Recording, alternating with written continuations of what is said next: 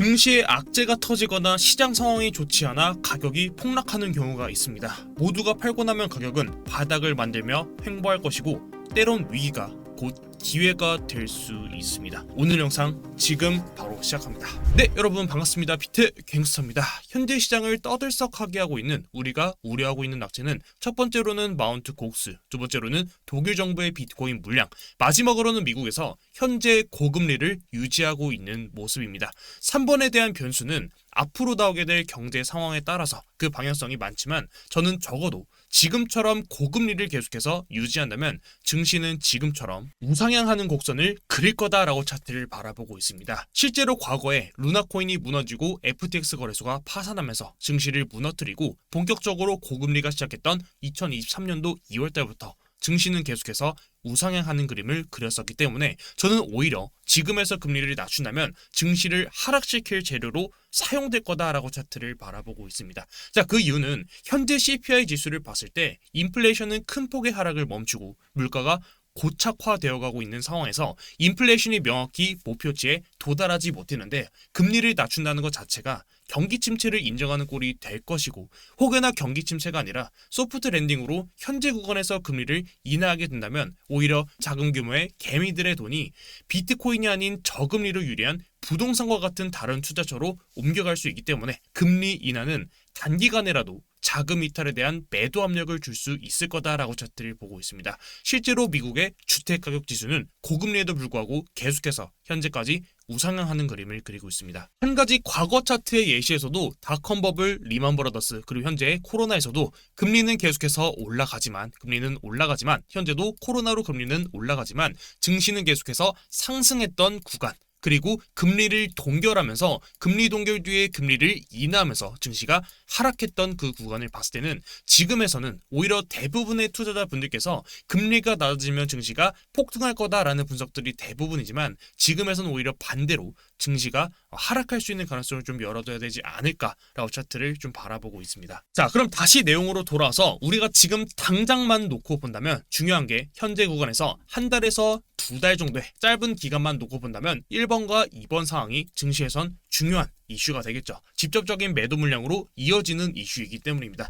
당연히 직접적인 매도가 나오는 내용이기 때문에 하락은 절대 없을 거다라는 말을 하지는 않겠습니다. 다만 전 매도로 인한 하락이 나오더라도 그 힘이 그리 크지는 않을 거다라고 보고 있고 이미 지금도 매도가 나오고 있는 상황에서 현재 시장은 매도를 매수로 잘 흡수해주고 있는 움직임이 나와주고 있습니다.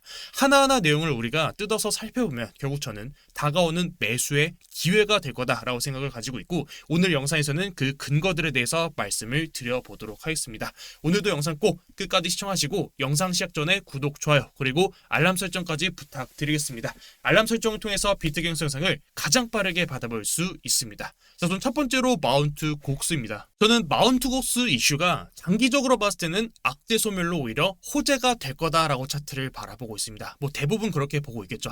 단순하게 생각해서 비트코인이 점점 음지에서 양지로 올라오고 있기 때문입니다.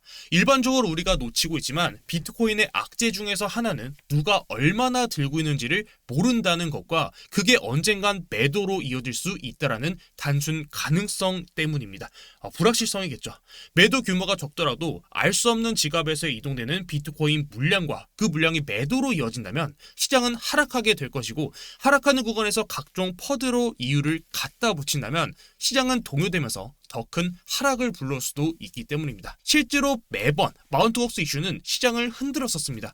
그때마다 사실상 마운트 곡스 물량이 시장에 풀린다라는 게 아니고 풀릴 거다, 앞으로 풀릴 거다라는 이유에서였었죠. 실제로 마운트 곡스 해킹은 2013년도부터 2014년도까지 그 넘어가는 사이에 발생하면서 오늘날 2024년도까지 약 10년 정도 이슈를 계속해서 끌어왔었던 부분이었고 제가 이전에 브리핑방에서도 간단하게 말씀드렸었지만 마운트 곡스는 간간히 브리핑되었지만 자, 상환할 거다라는 내용만으로도 비트코인은 매번 마이너스 2%에서 마이너스 3%, 크게는 마이너스 5% 이상도 하락하는 경우가 많았었죠. 자, 결국은 지금부터는 그래도 마운트곡스 물량을 조금 더 면밀하게 분석을 해봐야 되는 게, 실제로 마운트곡스에서 7월달부터 상환을 시작하겠다, 지금도 상환을 일부 진행하고 있는 상황이기 때문에, 자, 그럼 근본적인 물량 개수에 대한 분석이 첫 번째로 되어야 될 텐데, 마운트곡스에서 채권자에게 상환이 되어야 되는 금액은 전체 물량이 14만 1,868개입니다. 원화 기준으로 계산하면 현재 약 13조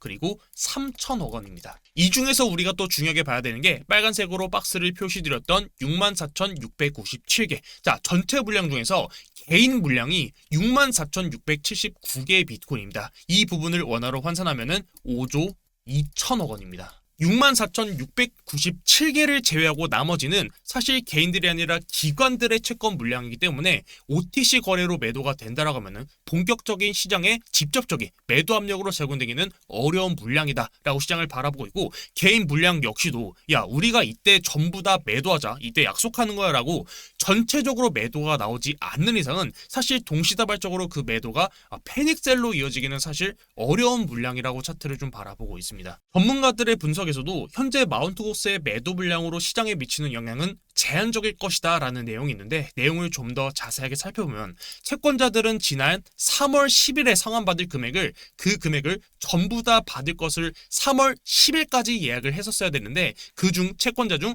75%가 해당 안을 수락했습니다. 자, 그럼 전체 14만 2천 개 중에서 75%만 7월 달에 물량이 풀리게 되는 것이고, 그 중에서도 마운트곡스 투자펀드 MGIF에서는 비트코인 물량을 전부 다 매도할 계획이 없다라고 밝힌 바 있습니다.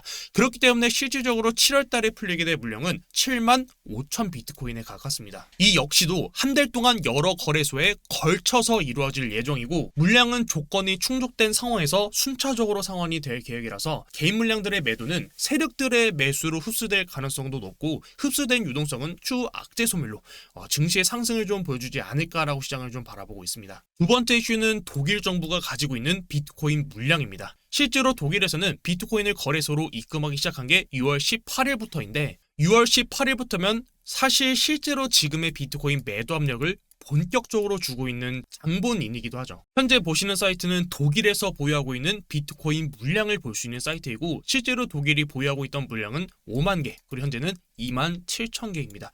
절반 정도를 시장에 현재 소화한 상황으로 볼 수 있습니다. 해당 물량은 올해 1월 달에 독일에서 불법 영화 복제 사이트에서 사용되던 비트코인 5만 개를 압수하고, 그 물량이 시장에 6월 18일부터 매도 압력으로 작용되고 있습니다. 근데 조금 이상한 게, 통상적으로 정부기관에서 비트코인을 매도하게 되면 시장의 매도 압력을 최소화하기 위해서 OTC라는 장외거래에서 판매를 하게 되는데, 이번 독일 물량은 코인베이스랑 비트스냅에 직접적으로 입금이 되면서 매도로 작용이 됐었습니다. 다행인 건 최근에 7월 9일 날짜로 독일에서 비트코인 이동을 장외거래로 이동하면서 장외거래소로 비트코인을 매도할 수 있다는 가능성이 열리고 있습니다. 실제로 독일 물량들이 매도가 나오면서 증시를 하락으로 이끌었었기 때문입니다. 이미 시장에 큰 하락이 나온 상황에서 나머지 물량이 OTC라는 장외거래소 매도가 된다면 사실 이전처럼 그 매도 압력은 이제 좀 끝이 나지 않을까라고 시장을 좀 바라보고 있고, 그 하락을 멈춘다면 악재가 소멸되고 바닥을 다질 가능성도 저는 충분히 높다라고 시장을 바라보고 있습니다. 자, 마지막으로는 조금은 막연할 수 있지만 저는 미국에서 코인 시장을 그냥 망하게 두지는 않을 것이다 라고 시장을 보고 있습니다. 사실 조금은 객관적이기보단 저의 주관적인 입장으로 현재 시장이 이렇게 끝나지는 않을 것이다, 막연한 기대감이 있는 것도 사실입니다. 현재 미국을 바로 뒤쫓아오고 있는 경쟁 국가는 다름이 아닌 중국입니다. 물론 중국에서 미국을 이기기란 쉽지 않은 일입니다. 하지만 중국은 미국을 이길 수 있다라는 생각으로 시장에 참여하고 있습니다. 미국 국채를 팔면서 금을 모으기 시작했고, 미국보다 빠르게 중국이 아닌 홍콩이라는 경로로 비트코인과 이더리움 현물 ETF를 발빠르게 미국보다 빠르게 승인했습니다. 해당 자료는 5월달을 기준으로 집계된 자료이기 때문에 일부분 변경된 내용이 있을 수 있음을 참고해 주시기 바랍니다. 여기서도 독일 물량이 5만 개, 현재는 2만 7천 개죠. 전체적인 비트코인 보유 물량을 봤을 때 마이클 세일러의 비트코인 물량을 제외하고 미국, 그 다음으로 바로 추격하고 있는 나라가 다름이 아닌 중국입니다. 어쩌보면 그 둘의 피 튀기는 싸움이 증시의 상승을 만들 수도 있을 거다라고 보고 있고, 최소 상승이 아니더라도 하방 압력을 어느 정도는 감소시켜줄 수 있는 재료가 되지 않을까라고 시장을 좀 바라보고 있습니다. 어쩌면 비트코인은 앞으로 미국 경제에 핵심이 될 수도 있다라는 생각을 가지고 있습니다. 사실 오늘 제가 준비한 내용들을 되돌아보면 사실 내용들이 전체적으로 희망회로적인 내용이 많은 게 사실입니다.